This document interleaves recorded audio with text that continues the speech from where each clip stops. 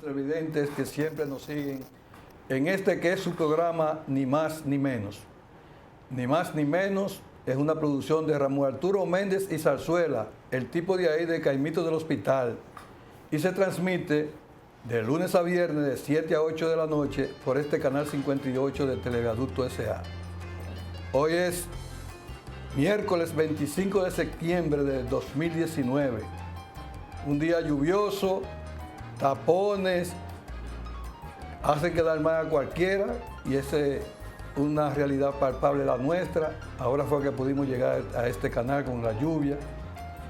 Y como siempre, los miércoles estamos con las riendas tensas en compañía de un invitado especial y de Manuel de Jesús Grullón y Salcedo, cariñosamente Papín, y el doctor Daniel Sánchez Olivares. Hoy vamos a hablar de un tema que realmente la historia dominicana, como todas las cosas importantes de esta historia contemporánea, la pasan por alto. Si usted coge los periódicos de hoy, Diario Libre sacó un artículo viejo, el Listín Diario, otro artículo viejo. No, fue una efeméride que puso nada más, sí. No hizo nada. Y otros medios, nada, del 25 de septiembre de 1963. Un acontecimiento fatídico para el pueblo dominicano, para la historia dominicana y para el desarrollo en democracia de este país. Buenas noches, Papo. Buenas noches, Daniel. Buenas noches, Daniel Sánchez. Buenas noches. Buenas noches a los amigos y amigas que todos los miércoles están con nosotros aquí esperando los análisis y comentarios de las principales noticias, tanto nacionales como internacionales. Hoy, como decía Benigno, es un día especial para nosotros porque nosotros sí creemos en la memoria histórica y por eso tenemos un invitado especial que va a estar con nosotros aquí y vamos a hablar de ese hecho, de ese acontecimiento que marcó el devenir político en la República Dominicana y que no es posible que lo dejemos y lo echemos en el olvido. Por eso esta noche vamos a conversar con el amigo Daniel Sánchez, que es conocedor de la historia de la República Dominicana, y vamos a comenzar, Daniel, haciendo una pregunta de introducción.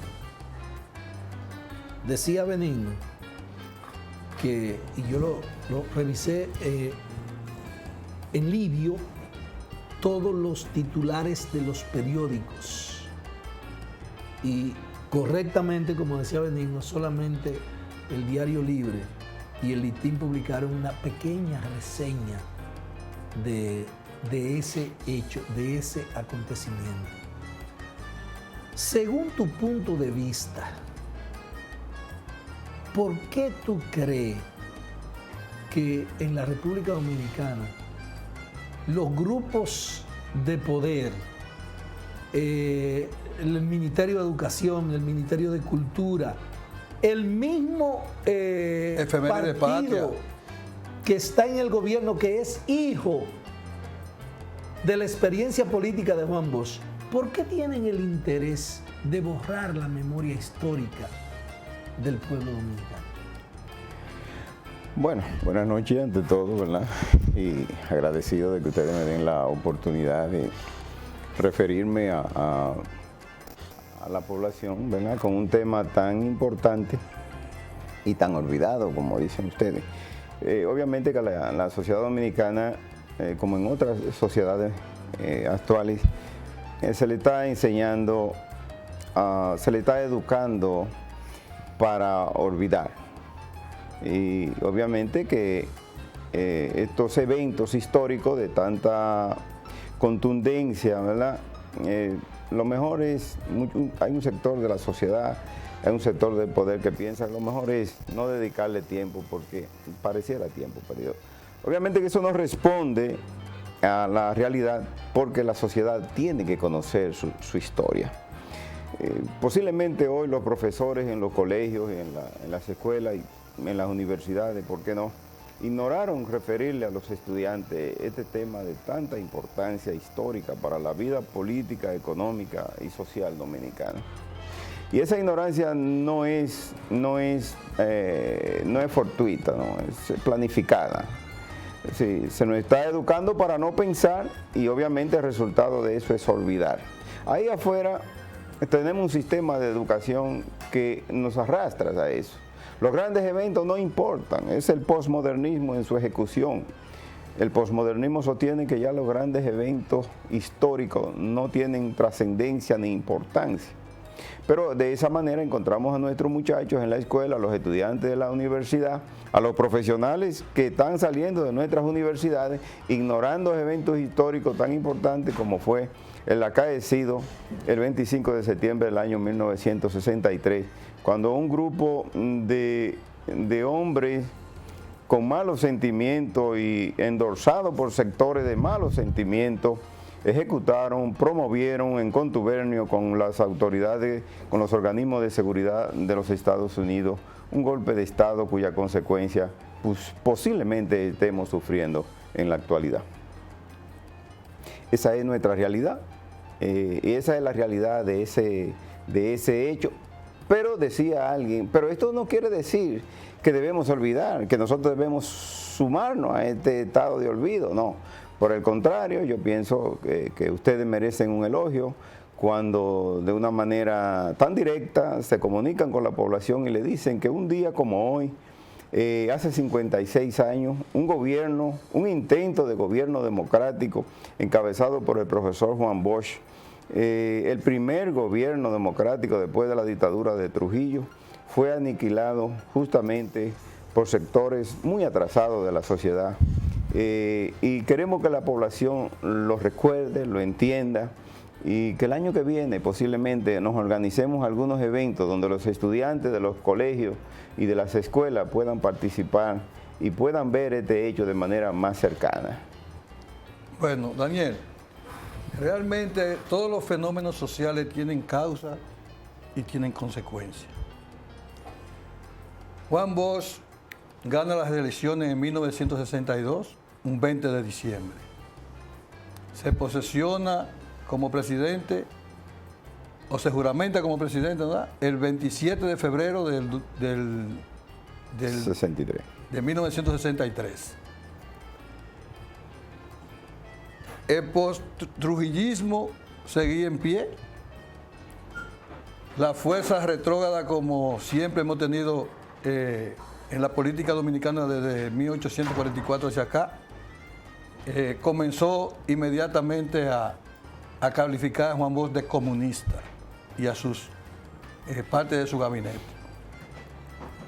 La causa real del derrocamiento de Juan Bosch, a tu juicio. Mira, la causa real del derrocamiento a Juan Bosch, yo quisiera quitarle el tono de singular y ponerla en plural. Las causas que motivaron el golpe al profesor Juan Bosch en su gobierno democrático iniciado el 27 de febrero del año 1963. El gobierno de Juan Bosch del año 1963, que sube endorsado por el Partido Revolucionario Dominicano y obviamente impulsado por fuerzas democráticas que, aunque no se involucraron directamente, estuvieron ahí sosteniendo de una u otra manera este proceso. Porque diríamos, el 14 de junio, el Movimiento Popular Dominicano, que sería el que estuviera más lejos, el Partido Socialista Popular y otras fuerzas, aunque no participaron de una u otra forma, entendían que aperturar este proceso democrático serviría para que estas fuerzas ganaran terreno para el ejercicio de la acción política. Quizás ahí tú podrías encontrar una justificación de aquella frase de Manolo cuando dijo, si impiden la lucha democrática, nosotros sabemos dónde están las escarpadas montañas de Quisqueya. Sí, porque habían sectores que querían impedir que la población conviviera democráticamente, sino que volviera a un estado, si no igual que en la época de Trujillo, parecido. Entonces, por eso encontraríamos varias causas que tendríamos que buscarla y darle un breve escrutinio a la historia de ese momento. La muerte de Trujillo, el 30 de mayo de 1961, produce cierta apertura. De por sí ya se había producido alguna que otra por la misma presión que el país estaba sometido por la muerte de Rómulo Betancourt por el atentado a Rómulo Betancourt en Venezuela y las sanciones que había tenido la República Dominicana de la OEA, y ya el Movimiento Popular Dominicano había ingresado al país en 1961 y habían aparecido organizaciones, y simultáneamente llega el PRD con Castillo, Miolán y el otro señor, ¿verdad? Y posteriormente llega Bosch y surgen organizaciones como la Unión Cívica Nacional, que tiene una característica muy especial. Primero, la Unión Cívica Nacional era el partido que representaba a los sectores económicos de poder dominicano, y era el partido que los organismos de seguridad de los Estados Unidos entendían debían sustituir y debían ir a manejar las cosas públicas, es decir, ganar las elecciones de 1962.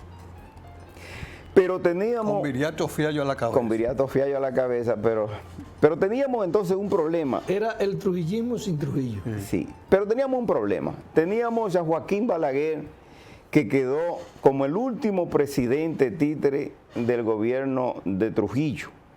Y a pesar de los esfuerzos porque ya se entregara el poder a sectores civiles del país y que no estuvieran vinculados, obviamente que esto tuvo que llevar un proceso. Primero teníamos, además de eso, a los Trujillos aquí, que no salieron más que en noviembre, luego de mucha presión y de bombardeo que produce una figura que entra, que es el general Echavarría, en los hechos que forzaron, ¿verdad?, la salida de los Trujillos. Pero a la salida de los Trujillos se queda Joaquín Balaguer. Recuérdense aquella famosa huelga de 1962 que comenzó en diciembre y duró 12 días y presionó a Balaguer de tal manera que Balaguer tuvo que abrir espacio entonces a esa unión cívica promovida por los Estados Unidos y a la Iglesia Católica, que llevó a uno de sus representantes, a los dos representantes que participaron en la muerte de Trujillo, que es Inver Barrera y Amía Matió, y formaron lo que se llamó el Consejo de Estado. Ese Consejo de Estado funcionó precariamente y Balaguer se da un autogolpe de Estado el 16 de enero de 1962. Entonces viene Hernando Bogart, y es el que encabeza la Junta Cívico-Militar. Y aquí aparecen dos figuras importantes en la historia. Primero, aparece la figura del general Nival Seija, que formó parte de ese Consejo de Estado. Y segundo, dos figuras importantes que aparecen en el 18, 2 días después, como es la figura de Rafael Fernández Domínguez, oigan lo controversial que es la vida, junto con Elías Wessing y Wessing, pararon el golpe de Estado, forzaron a Balaguer a renunciar y a Echavarría, y los dos tuvieron que exiliarse fuera del país. Fíjense quiénes promovieron esto. Dos figuras que 2 años después estarían diametralmente opuestas en la guerra de abril del 65, porque quien dirige los ataques contra la población civil es ese general Wessing y Wessing, y quien representa y quien organiza la vuelta a la democracia y a la constitucionalidad es el coronel Rafael Fernández Domínguez. Pero así son las cosas. Entonces, aquí se forma, recuérdense que se formó entonces una junta cívico-militar, que es la que estas dos figuras hacen salir, y que posteriormente, entonces a la salida de Balaguer, pasó a dirigir el Consejo de Estado Rafael F. Bonelli, con la misión de organizar las elecciones que se llevarían a cabo el 20 de diciembre del año 1962, y que ganó el profesor Juan Bosch con un 60%. Con un 60%, 620,000 votos contra 317,000 votos de la Unión Cívica Nacional. De un principio se dan en estos 7 meses eventos extraordinarios que afectaron a muchos intereses. Los historiadores recientes quieren decir que Juan Bosch estaba solo, que por el hecho de que no hubo una reacción el 25 de septiembre inmediata, Juan Bosch había quedado abandonado en el poder y que obviamente pensaba renunciar, y de hecho lo había dicho, pero no porque estuviera solo. Había una población democrática que sostenía esto, pero había otros elementos que producían, ¿verdad?, el desafecto, la confrontación con el gobierno. Se dan varios elementos que para mí son las razones clave del golpe de Estado. Y no necesariamente, yo no creo que la Iglesia Católica tuviera fuerza para dar el golpe de Estado por sí sola. Los militares dominicanos ahora crearon la logística y crearon la expectativa, la efervescencia para que esto sucediera. Pero tampoco los militares dominicanos estaban en condiciones por sí solos de producir ese evento. Vamos a ver algunos eventos. Lo primero que sucede en el gobierno de Juan Bosch es la modificación a la Constitución de la República. Y esa modificación a la Constitución de la República tiene dos elementos esencia que hirieron, diría yo, o hicieron sentir adversidad por un sector poderoso de la clase dominante y de la Iglesia hacia esa Constitución, que es el artículo 30 y el artículo 37. El artículo 37 de esa Constitución hablaba de que la educación tendría como fundamento principal la ciencia. Una educación laica, otosiana. Una educación laica, pero no religiosa. Es decir, si usted quiere elegir formar a sus hijos religiosamente, ese es su problema. Pero el Estado no va a promover ese tipo de cosas. Y el artículo 30, que prohibía los monopolios, sí, que prohibía las grandes posesiones en detrimento de la población, de las masas populares. Pero hubo otra medida.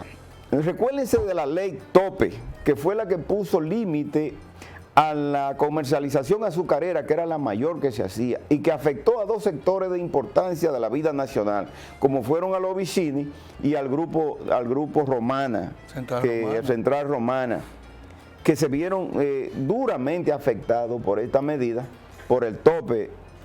Pero además de eso, los sectores de la vida económica norteamericana se vieron afectados cuando el contrato con la ESO fue revisado y fue dejado sin efecto, que es mucho decir.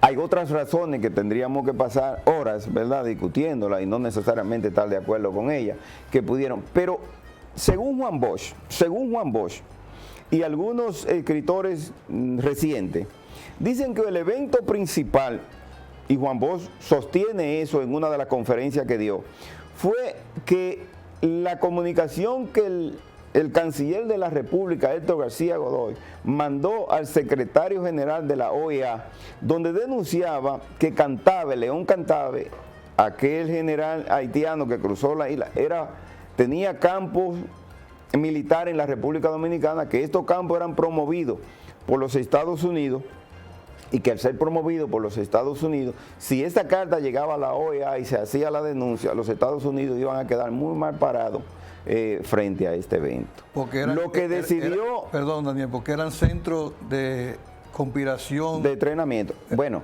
pero clandestino. Sí. Que supuestamente Juan Bosch no conocía de eso. Sí, no lo conocíamos aquí en el país, pero pareciera controversial porque nosotros mismos habíamos tenido en el mes de abril un problema con Haití, donde tuvimos que amenazar a Haití incluso con invadirlo, por una situación que se dio allí, ¿verdad? Ahora, ese evento final, si ustedes leen, hay una obra ahí de un periodista, no recuerdo el nombre ahora, que él dice que los Estados Unidos tenían una visión de que aunque Juan Bosch no era lo que ellos querían, podían tolerar el gobierno, y que Juan Bosch se había inclinado un poquito hacia ellos, aunque no se dejaba monitorear por ellos, pero era el hombre clave para mantener por lo menos el estatus. Ese evento, dice Bosch, fue el evento que rompió la copa, como dice. Sin embargo, hay dos elementos con los militares dominicanos que hay que tomarlo en cuenta. ¿Cuáles serían esos dos elementos? Primero, la compra de los aviones ingleses, los Hornet, que produjo una doble situación. Primero, la participación norteamericana, porque no quería que esos $5 millones se invirtieran en aviones ingleses y no norteamericanos. Segundo, el disgusto de los militares dominicanos. Lo mismo de siempre. Sí, el disgusto de los militares dominicanos porque querían comprar esos aviones en Inglaterra porque les resultaba con una de mayor ganancia a ellos en lo particulares. Entonces, todas estas causas convergen para producir una huelga entre el 20 y el 23 de septiembre y posteriormente un golpe de Estado que aniquiló el primer intento democrático después de la tiranía de Trujillo y que le produjo al país eventos tan desagradables, tan dolorosos como la misma guerra de abril donde perdimos más de 5.000 hombres y mujeres y niños en la calle de la República Dominicana, pero además perdimos prácticamente la soberanía nacional viéndonos pisoteados por 42.000 marines extranjeros, que como causa de ese golpe de Estado, por la interrupción de un gobierno democrático como fue el gobierno de Juan Bosch, sucedieron estos eventos. Hay otro hecho que no quiero pasar por alto. Perdón, Daniel, para que los amables televidentes que no conocen, principalmente los jóvenes, porque hace 56 años de ese evento. Juan Bosch le dan el golpe de Estado el 25 de septiembre del 63. La reacción del pueblo dominicano fue 1 año y 6 meses después. O sea, la reacción ya como PRD, ¿no? ¿Verdad? El partido que sostenía a Juan Bosch, porque el PRD no reaccionó al golpe de Estado.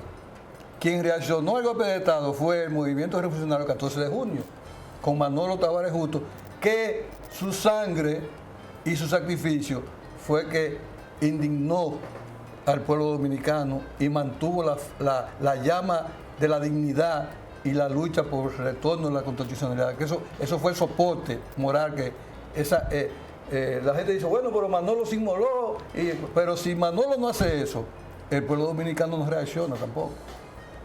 Porque esa muerte de los mejores hombres de 14 de junio en las montañas de Quisqueya, como decía él, fue lo que mantuvo esa llama abierta y encendida para que el 24 de abril entonces sucediera lo que sucedió.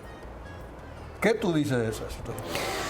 Mira, yo creo que sí, que la manifestación mayor, no se olviden que en la historia hay hechos pequeños que hay que tomarlos en cuenta y hay hechos trascendentales que obviamente son trascendentales, hay que tomarlo más en cuenta. Hay varias manifestaciones del pueblo dominicano al rechazo, ¿no? de la interrupción. E inclusive, fíjate que se da un problema en el gobierno de los Estados Unidos que no reconoce al gobierno del triunvirato. Y que producida la muerte, incluso después de la muerte de Manolo, es que el gobierno norteamericano reconoce, ¿verdad? Porque el presidente de entonces era ya no en ese momento de la muerte de Manolo, que era John Fitzgerald Kennedy, pero John Fitzgerald Kennedy había muerto el 22 de noviembre, justamente también perseguido supuestamente por su pensamiento liberal, que yo no creo fuera tan liberal. Pero hay varios eventos que dicen que distintos sectores de la población dominicana, desde el mismo momento del golpe de Estado, comenzaron a unificarse, a buscar soluciones, a plantear soluciones. Obviamente que la mayor protesta, podríamos decirla, es la del 14 de junio, que el 4 de diciembre del 63 se va a la montaña, a las escarpadas montañas de Quisqueya, y que en ella la República perdió a uno de los líderes más puros que ha podido dar, que dio en el siglo pasado, como es el caso de Manuel Aurelio Tavares Justo, quien murió en la Manacla, ¿verdad? Fusilado después de haberse entregado, y que esto produce un evento como es la salida del poder de Los Santos, y el ingreso de una figura nefasta que después va a aparecer con mayor impacto en la vida nacional, que fue miembro también de uno de los triunviratos, como es la figura de Robert Rey Cabral. Donald Rey Cabral. Donald Rey Cabral, sí. Entonces, yo pienso que sí, que el 14 de junio fue quien manifestó de manera más clara, más acentuada, que mantuvo despierta la llama de la libertad, que produjo en la población dominicana el deseo de volver a la Constitución del 63 y a la constitucionalidad del gobierno, ¿verdad? Del régimen que había, del gobierno que había en el 63 de Juan Bosch, volver a ese gobierno sin elecciones, como lo plantearon un sector de la vida civil y fue endorsado por un sector del mundo militar dominicano, de la vida militar dominicana. Mira, todo parece indicar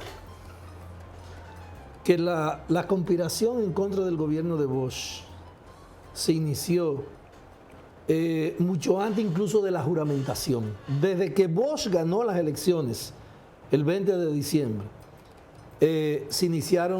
inició el proceso de conspiración y muchos grupos comenzaron a pronunciarse, en principio a pronunciarse en contra de ese gobierno. Y como correctamente señalaba Daniel, yo pienso que la situación que se produjo en la frontera de Haití, la constitución, esa constitución liberal que se aprobó durante el gobierno de Bosch y la negativa de Bosch a través de su conducta y de lo que se planteó en la propia constitución de 1963, que le impedía a esos grupos económicos hacerse de las empresas del Estado que había dejado el gobierno de Trujillo, para mí constituyen los tres elementos fundamentales del derrocamiento de Bosch. Y si ustedes ven, hacen una comparación de lo que sucedió en la República Dominicana en 1963, de lo que sucedió en Chile con Pinochet, con Allende. En el 73. En el 73. 10 años después. Y de lo que ha venido ocurriendo a través de la historia en Latinoamérica, tú te vas a dar cuenta que hay un guión de las embajadas de los Estados Unidos. Con golpe de Estado a todos sus movimientos. Evidentemente que hoy el guión se ha modificado, porque ya las intervenciones militares son odiosas y crean un impacto de rechazo negativo. Y los golpes de Estado militar también. En la población. Entonces, ¿qué es lo que hacen ahora? Que te dan unos golpes de Estado, como lo llaman los escritores modernos, de cuarta y quinta generación. ¿A través de qué? A través de los medios de comunicación. Ya no se necesitan los ejércitos. Ahora son los medios. Y si ustedes vieron, por ejemplo, en el día de hoy, el discurso de Trump en las Naciones Unidas y específicamente el discurso de Duque, el presidente de Colombia, que al señorito de Guaidó lo fotografiaron con unos narcotraficantes, incluso paramilitares armados. Sí. Eso se ha publicado y eso se hizo un acto en el gobierno de Venezuela con todos los representantes de los gobiernos amigos y se le presentaron las pruebas. Como esas pruebas son irrefutables, entonces hoy el presidente de Colombia en las Naciones Unidas dice que esos grupos paramilitares y de narcotráfico son sostenidos desde Venezuela a través de la dictadura que existe allá y que representa Nicolás Maduro. Yo puedo asegurarle a ustedes que lo que se va a imponer no fue la prueba que presentó el gobierno de Venezuela, porque los medios ahora se van a encargar de legitimar las pruebas, la denuncia de Duque y no la denuncia del gobierno de Venezuela. Entonces, por eso yo no recuerdo exactamente qué político fue que dijo que en Estados Unidos no se da golpe de Estado. Porque en el negocio no existe la embajada norteamericana. Exacto. Sí. Es el único país del mundo donde no hay una embajada de los Estados Unidos, que es Estados Unidos. Sí. Después, hay en todos los países del mundo, son proclives a golpes de Estado. ¿Por qué? Porque los golpes de Estado se dan a través de las embajadas de los Estados Unidos. Bueno, Daniel, nosotros es lamentable. Quisiéramos seguir en este tema que está interesantísimo. A Ramón Arturo Méndez como productor de este programa, vamos a ver si otro día pues te invita, porque ahora tiene unas entrevistas los viernes, ¿no? son políticas y también histórica. Entonces, le vamos a dejar la cancha abierta a Ramón Arturo para que te dé la hora completa y sigamos con estos análisis.